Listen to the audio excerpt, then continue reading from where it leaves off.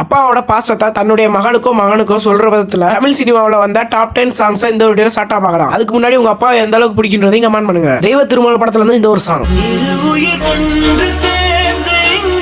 tick tick படத்துல இருந்து இந்த ஒரு கியூட்டான சாங்,